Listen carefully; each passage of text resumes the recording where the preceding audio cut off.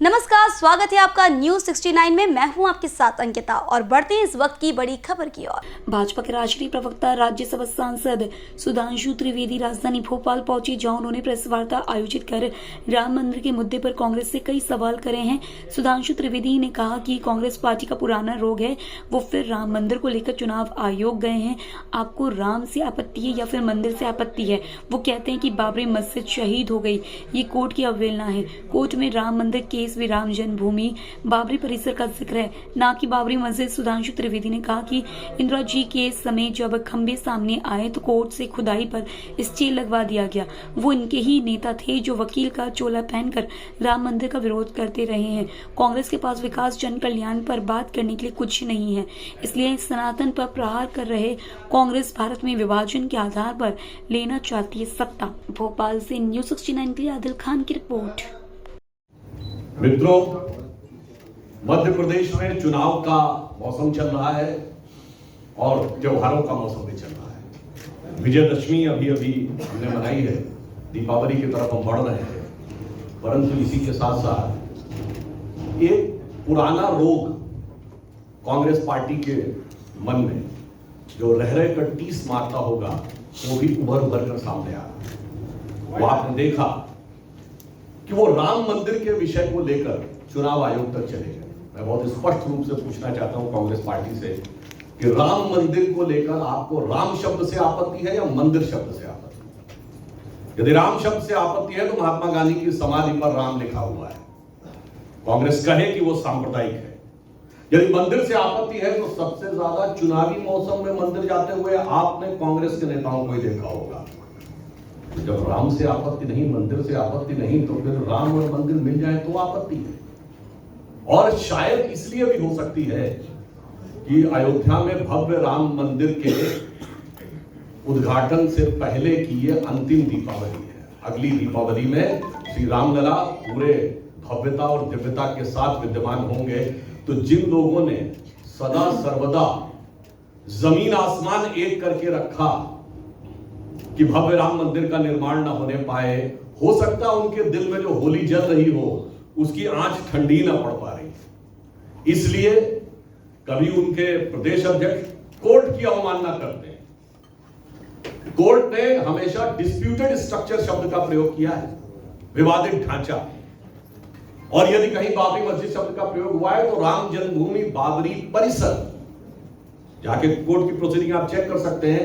यदि कोई ये कहे कि बाबरी मस्जिद शहीद की गई, इसका मतलब न्यायालय की भी अवमानना है, जनभावना की भी अवमानना है। और अब 9 नवंबर 2019 को जजमेंट आने के बाद तो वो कैटेगोरिकली क्लियर हो गया ना, with clear judgement laid down by supreme court of India कि वो राम जन्मभूमि है।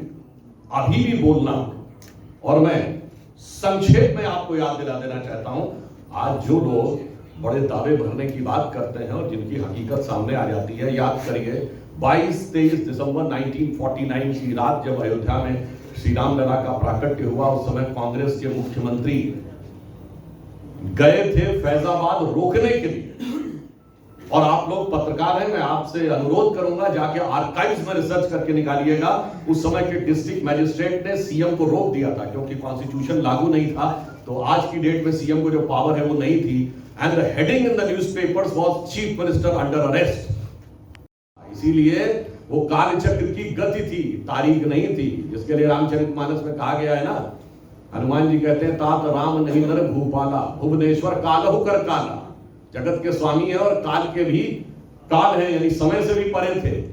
और मैं सिर्फ ये कहना चाहूंगा, अभी आपने माननीय प्रधानमंत्री जी का मन की बात कार्यक्रम देखा होगा, तो उन्होंने कहा इस त्योहारों के सीजन में हम लोकल भी खरीदें, और उन्होंने उल्लेख किया कि 525वीं जयंती है भारत की प्रख्यात संत मीराबाई की।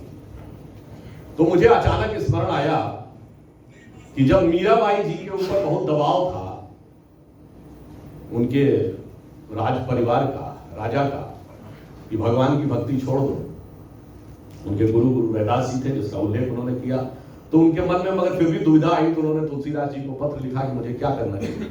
तो आप सबको शायद पता हो, तुलसीदास जी ने उनको जवाब में एक कविता लिखी थी, जाके प्रिय न राम वैदेही तजिए ताहि कोटि बैरी सम यद्यपि परम सदे। और आपने देखा कि इतना बड़ा परिवर्तन आया कि देश की जनता ने शायद इसको अंगीकार किया। 400 की सीटों वाली पार्टी 2 बार 50 का आंकड़ा पाने को तरस गई। 2 सीटों वाली पार्टी 2 बार 272 से ऊपर है। इतना ही नहीं, उत्तर प्रदेश की विधानसभा में हम 16 सीटों पे थे, कांग्रेस 268 पे थी। आज एक यूपी की विधानसभा में आज तो उतनी भी मैं नहीं है, मैं खाने में जितनी हम छोड़ दिया करते थे पैमाने में, ये स्थिति है। और आज हम एक बार 300 के साथ, एक बार 250 के बाद। तो मुझे लगता है उससे महत्वपूर्ण बात है, मैं एक बिंदु यहां पे और कहना चाहूंगा, यह विषय सिर्फ राम मंदिर का नहीं है। ये जो एक पूरी सोच चल रही है पिछले कुछ महीनों से कि अगर एक कॉन्फ्रेंस होती है इरेडिकेशन ऑफ सनातन धर्म, यानी हिंदी में कहेंगे सनातन धर्म का समूल नाश।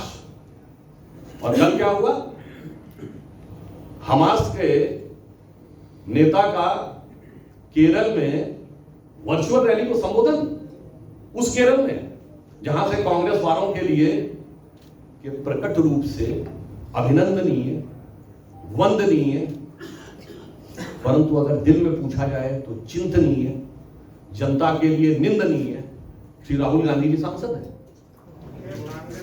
तो मैं ये पूछना चाहता हूं कि श्री राहुल गांधी जी बताएं, और वहां पर ये तथाकथित इंडी गठबंधन की सरकार है, तो ये भी ये बताए कि इस विषय पे आपका क्या कहना है।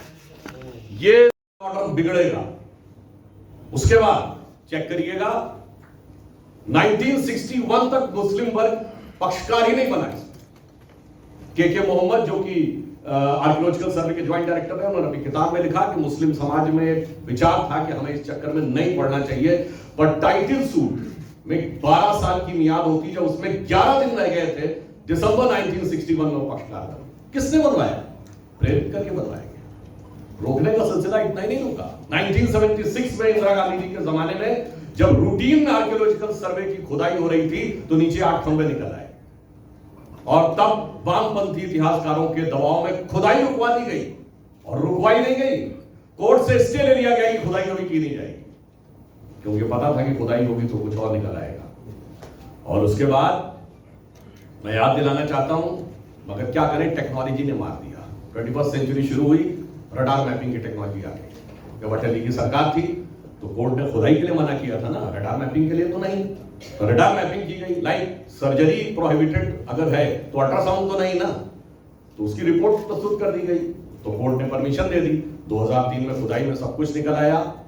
उसके बाद इन्हीं के नेता वकील का चोला ओढ़कर तथा कथित बाबरी मस्जिद एक्शन कमेटी के वकील बन के खड़े होते थे। इन्हीं के नेता, याद करिए, श्री पीवी नरसिम्हा राव ने 7 दिसंबर 1992 को कहा कि हम बाबरी मस्जिद दोबारा तामील करेंगे।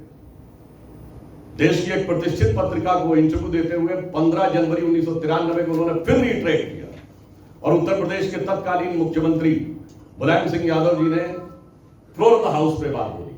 जबकि एक और बात है, ये कह के सिर्फ वो देश की जनभावना का अपमान ही नहीं कर रहे थे, सांप्रदायिक वातावरण ही बिगाड़ नहीं रहे थे, इस्लाम धर्म का अपमान भी कर रहे थे, क्योंकि इस्लाम के मान्यता के अनुसार तो वो काफिर है, और काफिर को मस्जिद तामील करने का हक नहीं है, और संविधान का अपमान कर रहे थे। How can a prime minister and chief minister से कि वो मस्जिद बनवाएगा?